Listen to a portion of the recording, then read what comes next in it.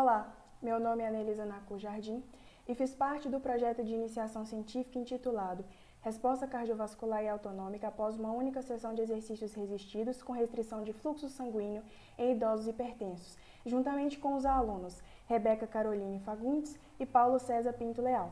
A coordenadora e orientadora do projeto é a professora Andréia Cristiane Carrenho Queiroz. Diretrizes americanas e europeias apontam para a inclusão de atividades que estimulem o desenvolvimento muscular e força, como exercício resistido, sobretudo os realizados com moderada e ou alta intensidade. Do ponto de vista cardiovascular, a prática de exercícios resistidos de alta intensidade não é recomendada para idosos hipertensos, devido aos riscos de aumento da pressão arterial durante a sua execução.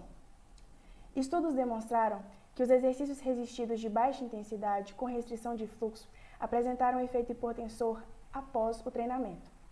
Esses estudos, eles foram em sua maioria realizados com jovens saudáveis e poucos estudos foram realizados com idosos. Além disso, nesses estudos não está claro a magnitude e duração do efeito hipotensor.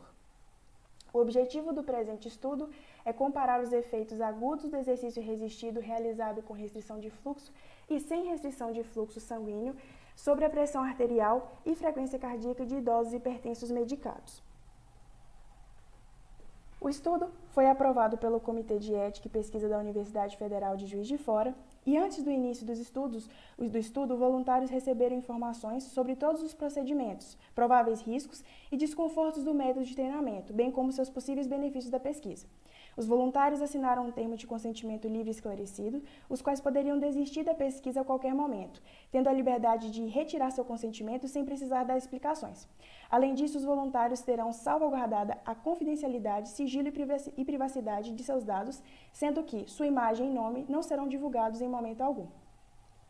Os critérios de inclusão foram: idade entre 60 e 82 anos, ter diagnóstico médico de hipertensão arterial com uso contínuo de medicamento antihipertensivo, concordar com os procedimentos e assinar o termo de consentimento livre e esclarecido.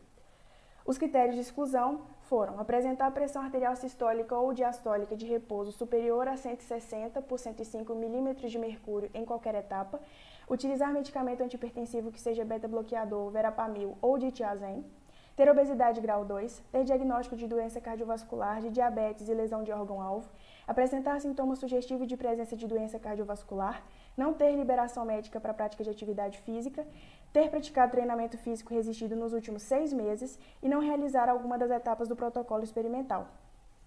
Bom, sobre o desenho experimental, foram feitas 2 sessões experimentais em ordem aleatória, composta por 4 exercícios resistidos, de 3 séries até a fadiga moderada, com intervalo de descanso de 90 segundos entre cada série. A sessão com restrição de fluxos foram aplicados exercícios de intensidade de 20 a 30% de uma repetição máxima, com manguitos inflados a 70% da pressão de oclusão total. Na sessão sem restrição de fluxos, os exercícios prescritos foram de intensidade de 50% de uma repetição máxima. A pressão arterial e frequência cardíaca de repouso foram medidas antes e após as sessões experimentais. A pressão arterial e a frequência cardíaca também foram medidas durante 24 horas após as sessões experimentais. Análise estatística. Com relação aos dados de repouso, os valores absolutos medidos pré e pós-intervenção em ambas as sessões foram comparados pela análise de variância de 2 caminhos para medidas repetidas, estabelecendo como fatores principais sessão e momento. Quando necessário, as comparações foram realizadas pelo post-hoc de Tucker. Dados ambulatoriais foram comparados pelo teste T-Student para amostras dependentes. O nível de significância adotado foi de P menor que 0,05.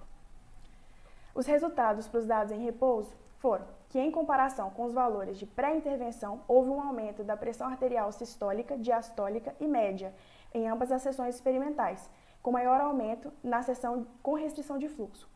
Houve redução da frequência cardíaca até 60 minutos pós-exercício de forma similar entre as sessões. Os resultados para os dados ambulatoriais: não houve nenhuma diferença significante entre as sessões experimentais para os valores médios de pressão arterial sistólica, diastólica, média e frequência cardíaca durante as 24 horas pós-exercício. Em conclusão, ambas as sessões experimentais aumentaram a pressão arterial pós-exercício em condições clínicas, sendo que a sessão com restrição de fluxo promoveu maior aumento. Essas diferenças entre as sessões não se mantiveram em condições ambulatoriais. Por fim, agradecemos à Pró-Reitoria de Pesquisa e Pós-Graduação da UFJF, a FAPEMIG, a CNPq, a CAPES, a Academia Órbita e a USP. Muito obrigada pela atenção.